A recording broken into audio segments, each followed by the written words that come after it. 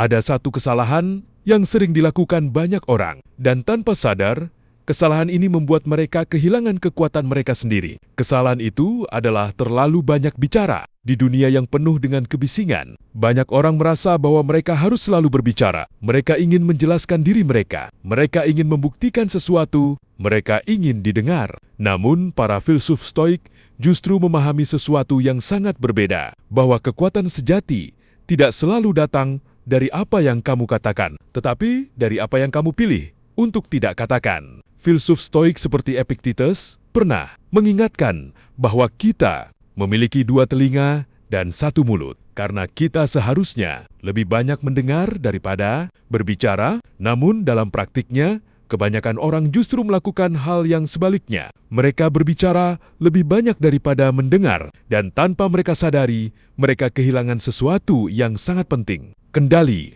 atas diri mereka sendiri. Coba perhatikan ini. Ketika seseorang berbicara terlalu banyak, ia sering mengungkapkan hal-hal yang sebenarnya tidak perlu. Ia mengungkapkan rencananya, ia mengungkapkan kelemahannya, ia mengungkapkan emosinya, dan ketika semua itu terbuka, ia menjadi lebih mudah dibaca oleh orang lain. Namun, orang yang bijak memahami satu hal sederhana, tidak semua hal harus dibagikan. Ada kekuatan dalam diam. Diam bukan berarti kamu tidak punya sesuatu untuk dikatakan. Diam berarti kamu cukup bijak untuk memilih kapan harus berbicara. Filsuf Romawi seperti Marcus Aurelius sering mengingatkan dirinya untuk berbicara hanya jika apa yang ia katakan lebih baik daripada diam. Ini bukan hal yang mudah, karena manusia secara alami ingin mengekspresikan dirinya. Namun orang yang kuat secara mental memiliki satu kemampuan yang langka. Mereka mampu menahan diri. Mereka tidak merasa harus merespons setiap hal. Mereka tidak merasa harus ikut dalam setiap percakapan. Dan justru karena itulah,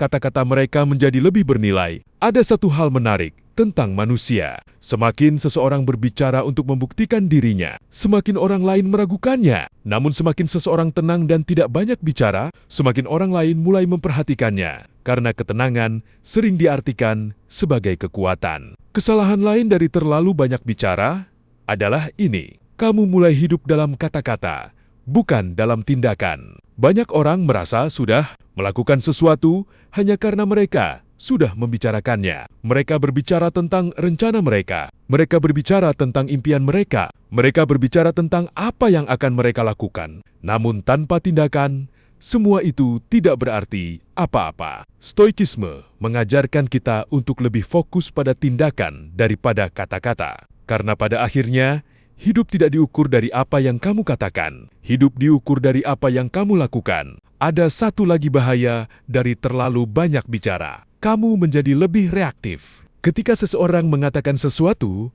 kamu langsung merespons. Ketika seseorang mengkritikmu, kamu langsung membela diri. Ketika seseorang tidak setuju denganmu, kamu langsung berdebat. Namun orang yang kuat tidak merasa harus memenangkan setiap percakapan. Mereka memahami bahwa tidak semua hal layak untuk ditanggapi, dan seringkali respon terbaik adalah tidak merespon sama sekali. Ini bukan tentang menjadi pasif, ini tentang memilih dengan bijak di mana kamu menaruh energimu, karena energi adalah sesuatu yang terbatas. Jika kamu menghabiskannya untuk hal-hal kecil, kamu tidak akan memiliki cukup energi untuk hal-hal besar. Pada akhirnya, Stoikisme mengajarkan satu pelajaran yang sangat sederhana. Kamu tidak harus selalu berbicara untuk menunjukkan siapa dirimu. Biarkan tindakanmu berbicara. Biarkan hasilmu berbicara. Biarkan hidupmu berbicara. Dan ketika kamu mulai menguasai kemampuan untuk diam, kamu akan menyadari sesuatu yang penting. Bahwa dalam dunia yang penuh dengan kebisingan, orang yang tenang justru adalah mereka yang paling kuat.